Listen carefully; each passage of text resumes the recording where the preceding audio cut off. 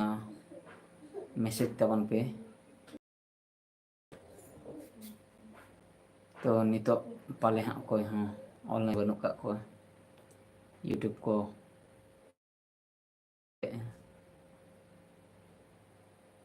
एंते रहो दिन दो हुई दड़े आते कोई को कई पर को ताहे कोना इतन जो जहां कुकली रे ना ताहे को लई तबन पे रेडी रे मिनanya सप्ला रे मिनanya सेटना यूट्यूब रे मुकेश मारांडी जोहार के दादा के मुकेश दसुल को प्रिंट हे एकना जदी ना तो सुर खन से संग खन दिन मैंने अमेते रे सितुंग है jujur belum cek kan lu kata orang bujak kan kalau lo kok jadi pe nyai betul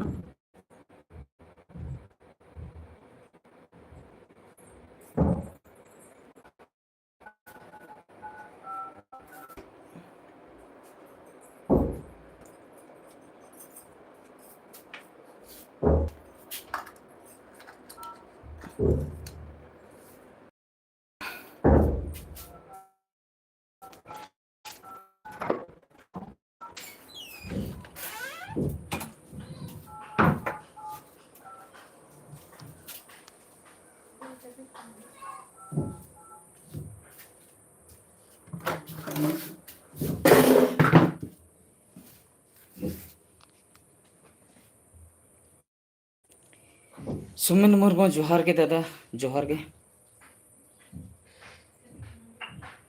नोड़े खो दो पाले हाँ नेलोआ तो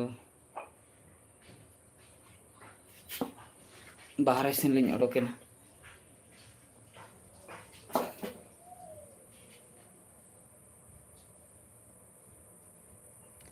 39 हर को जोड़ाव कना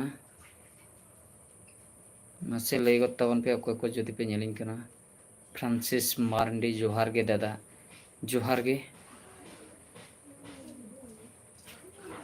मधुबन सोरेन ऑफिशियल जोहार के दादा जोहार के सच्ची कहानी टीवी जोहार के सनम को जोहार के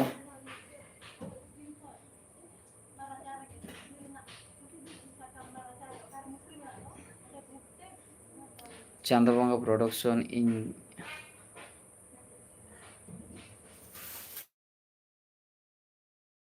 एनगे हो दादा फ्रांसिस मार्डे दादा मौज गया आलेसन हो मौज गया अलिन हो मौज रगे मना बिन लिया आपे को कलका मना पे लई तबन जोहार के भाई जोहार के सनम को जोहार के खबर को लई तबन पे तिना संगिन खन पे मैंने से सुर करे खन पे मैंने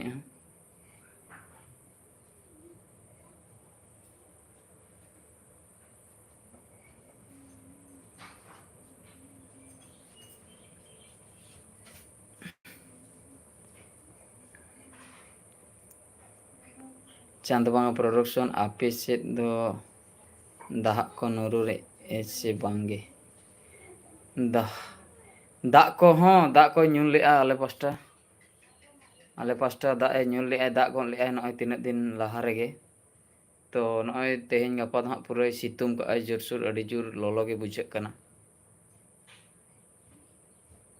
अलग जड़ी ऑफिशियल दादा जोहार के दादा वेस्ट बेंगल खन अड़ी अड़ी सारहा वेस्ट बेंगल खन किन लेआ संजीव मुर्मू प्रोडक्शन हाय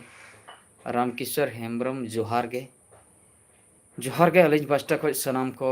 जहाँ तीना गे नितो बन नेलिंग कना सुख दुख खबर को चेक को बड़ा सनाय पे कमेंट ताबन पे और आपे को लई ताबन पे ओका करे खन पे लईया अरे खुशी बुझे आपे को चला नंका तला तला रे रोपड़ खान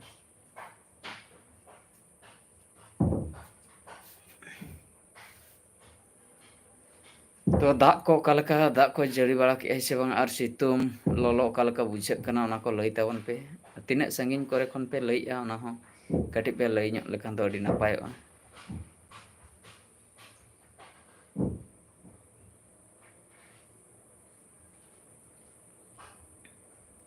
बाहरे रिन दुड़ुब अकना पुरानी बालबाला चाबायना ना पे नेल दाड़ेयाग कना ओड़ा रिन दुड़ुब लेना फैन इन चेलो ले अंडे ठीक गे बुझे कन ताय मधुबन सोरेन ऑफिशियल उद्रा खन किन मेने अडी अडी सरहा उद्रा पास्टा खन आ सचिन कहनी टीवी झारखंड सेन खन किन लईआ अडी अडी सरहा चांदा बंगा प्रोडक्शन बहादुर दादा आमद स्टूडियो को सेरिंग गेंदो कोरा मासे बांगे सेरेन कथा किन लईआ चांदा बंगा प्रोडक्शन आदो ऑक्तो के बाय ᱧᱟᱢᱚᱜ ᱠᱟᱱᱟᱭ सेरेन कोरा बखरा मेसिन कोमा आगु कते इन दोहो का आदो नॉ नंका कॉमेडी को जोखा के जहां को वॉइस को डब को ओना को कमिंग कोराया सेरेन को बखरा मा ऑक्तो बांग ᱧᱟᱢᱚᱜ ᱠᱟᱱᱟ ᱚᱸᱰᱮ ᱫᱩᱲᱩᱵ ᱛᱷᱤᱨ मा बांग ᱧᱟᱢᱚᱜ ᱠᱟᱱᱟ नेता मा आउटडोर शूटिंग को सेनोक कान गया ओना खातिर ऑक्तो उना बांग ᱧᱟᱢᱚᱜ ᱠᱟᱱᱟ रामाय मुर्मू दादा जोहार गे नड़गजा गौट हाई स्कूल रे ओलोक कान ताहेन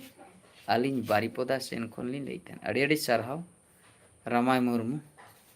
नड़गजा गौट हाई स्कूल किन ओलोक कान ताहेन आदो ओका टाइम रे बिन ओलोक कान ताहेन लई लेखान नापाय को संजीव मुर्मू प्रोडक्शन दादा अड़ी दुख गिबिन नेलोक काना चेक लेका खबर दुख दो बांगा नोआ दो ललो बुझे कना से मेद को गोसो ᱧᱚᱜ कान तलिया ताले सालखो हांसदा ब्लॉग दादा जोहार गे आपे अतु दिसम दो ओकारे मयूरभंज दो फ्रॉम मयूरभंज रायरंगपुर खन सालखो हांसदा ब्लॉग मयूरभंज रायरंगपुर खन किन मेनेआ आले अतु दो हां राजगोविंदपुर ब्लॉक पड़ा कना मयूरभंज डिस्ट्रिक्ट राजगोविंदपुर ब्लॉक और पंचायत ताले दो हां नड़गजा अतु दो हां कोड़ापाड़ा कान तालिया कार्तिक टुडू जोहार गे दादा फागु किस्कू जोहार गे रामाय मुर्मू 2005 अच्छा अच्छा 2005 रे किन ओलोक कान था 2005 रे पाले हाँ मैट्रिक किन एम का 2005 रे जुदी मैट्रिक किन एम का दा बालिन ठिका सभी ते बिना होई दाड़े अकोय काना बिन तबे अलिन हो इन अक्तो मालिन ताहे कान गे चांदा बंगा प्रोडक्शन इन हो आमा आहिकुगे चे बांगे दादा इन दो झारखंड खन झारखंड खन किन लई चांदा बंगा प्रोडक्शन अड़ी अड़ी सरहाव झारखंड सेन खन बिन लई अड़ी कुछ बुझाइना उना संगिन खन पे लई पूरा बालबाला दा नंकाते जरक का उड़ी गान उद्गार बुझे कना तो जहां गन अकान गे आपे साला रपड़ हुई कना मौज गे बुझे कना दादा चेक लेका मेना बेना नापाय गे मेना लिnya अलिन आर अबिन ओका लेका मेना बेना लई ᱧᱚᱜ बिन फागु किस्कू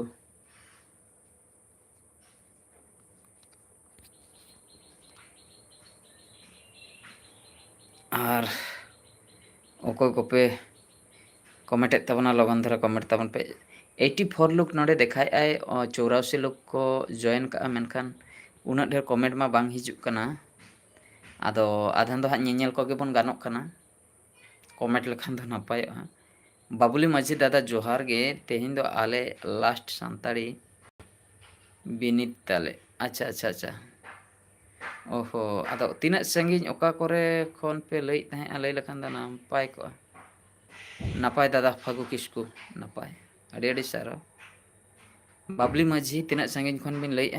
लई ᱧᱚᱜ लेखान दा नापाय को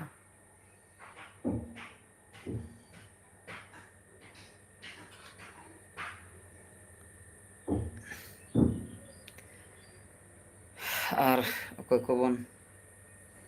जॉइन लगन धरा कमेंट तबन पे MDSJ लाइफस्टाइल जोहार गे फागु किस्कू अबिना वीडियो डेली नेल अलिन अड़ी अड़ी सारहाव वीडियो डेली नेल बखरा अबिन लेकान व्यूअर्स गे तलिन दरकार डेली को नेल बड़ाय मा तो अलिन जेहेतु डेली लिन आड़ागे डेली बिन नेले अड़ी खुशी बुझे कना ओना खातिर फागु किस्कू अड़ी कोड़ा गे अड़ी अड़ी सारहाव लुकिन मुर्मू दादा नित दो दुड़ुब बड़ा होया कना और जम बड़ा कते बड़ा होया चांदा बंगा प्रोडक्शन स्टूडियो बखरा लागे हिगु दादा हिंगे ला चांदा बंगा प्रोडक्शन स्टूडियो बखरा माने बलिन बुझ दाड़े कना चेक को बिन ओले आशा नोडे आशा हेम्ब्रम आमा वीडियो अड़ी मौज बुझे गया दादा झारखंड खन अड़ी अड़ी सारहाव MDSA लाइफस्टाइल दादा बिट्टी दो जपिन के सुरेंद्र हेम्ब्रम नापाय गे संताली स्टेटस जोहार गे दादा जोहार गे MT हंसदा दादा ओका कपे दाका कपे जम बड़ा के चे बांग दाका को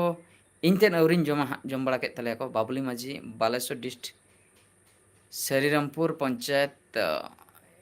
बिंझे ग्राम खन अच्छा अच्छा अच्छा बालेश्वर डिस्ट्रिक्ट श्रीरामपुर पंचायत बिंझे ग्राम अड़ी अड़ी sir Ravi and mister entertainment Rani and mister entertainment hi hi सुमुंग ते बांग गानोआ चेद को खबर को लई ᱧᱚᱜ संबल भाई जोहार गे दादा अड़ी अड़ी सर फागु किस्कू सेदाय लेका आर हों कोड़ा धारा कॉमेडी वीडियो बनावे निहती लखन मुर्मू दादा जोहार गे सेदाय लेका कॉमेडी वीडियो निहती बनाव हुआ ओना बखरा सपड़ाव लिन छुटेव अकना टीम बनाव लिन छुटेव अकना ओना सलाते टीम जहाँ रको ताहेना उनको बखरा ओड़ा को बनाव हुयुक कना तो ओड़ा बनाव चालू अकना अंडर कंस्ट्रक्शन रे मेना का तो जेहेतु ओड़ा बांग कंप्लीट अकना ओना खातिर टीम अगु कते दोहो बाय गानोक कना तो मिद धो ओड़ा कंप्लीटन तायम टीम अगु कते दोहो गानोआ जहाँ खातिर शूटिंग सुविधा Ram Hansda official SB official दादा आपिसेन दो उद्गार कना से बा ए बाप रे उद्गार कना नय पर नय ओका लका ती खय बलबला दा कलका जरक कना कलका जरक पूरा लोहन चाबा कना राम हंसदा SB ऑफिशियल दादा आपिसेन उद्गार रानी एंड मिस्टर एंटर ओका लका मेना पिया नापाय गे मेना ले चांदो बंगा प्रोडक्शन दादा स्टूडियो बखरा दादा स्टूडियो बखरा चेत हाँ स्टूडियो बखरा ओने उनका अलिंग स्टूडियो कथा मालिन लई के अलिंग मा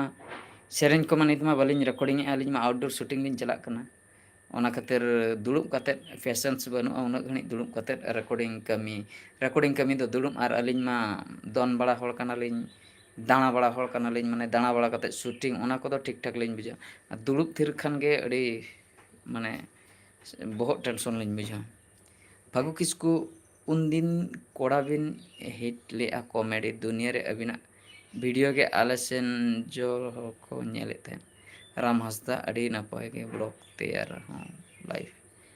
मिलन मिलन मिलन टुटू तुम्हार बारी कोथाय दादा आमार बारी उड़ीसा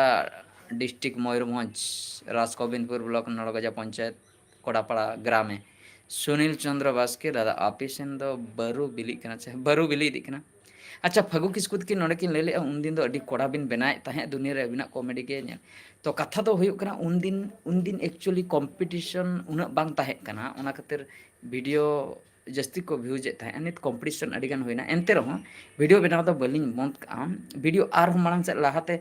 भागी वीडियो लिंग बना खाली कंस्ट्रक्शन चलो कना ओड़ा रेना कमी कटी चलो कना जहाँ जो टीम अगु कते लिंग दोहो को ओना बखरा लिंग टे जायगा बनु का तो ओड़ा बनाव चलो कना ओड़ा कंप्लीट एन खान गे आदो उनका गे मारे जहाँ लका उन दिन लिंग कॉमेडी थे उनका लिंग कॉमेडिया उनका वीडियो लिंग करा सुनील चंद्र बास्के दादा आपेसन बारू मधुसूदन सोरेन दादा नंबर सेंड तम से रसानंद मुर्मू गुड मॉर्निंग दादा गुड मॉर्निंग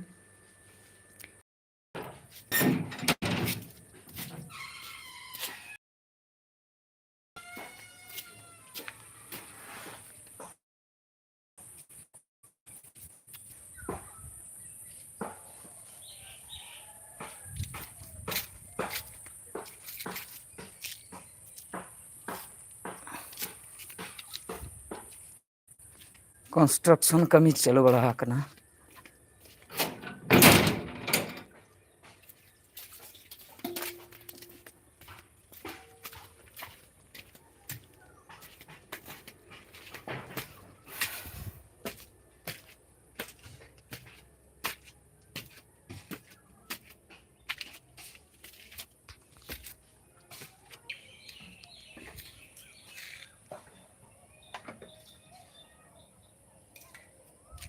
सेकेंड फ्लोर बखरा कंस्ट्रक्शन चलो तो ᱱᱚᱣᱟ ᱠᱚᱱᱥᱴᱨᱟᱠᱥᱚᱱ ᱠᱟᱹᱢᱤ ᱠᱚ ᱦᱩᱭ ᱵᱟᱲᱟᱭᱮᱱ ᱠᱷᱟᱱ ᱜᱮ ᱦᱟᱸᱜ ᱟᱫᱚ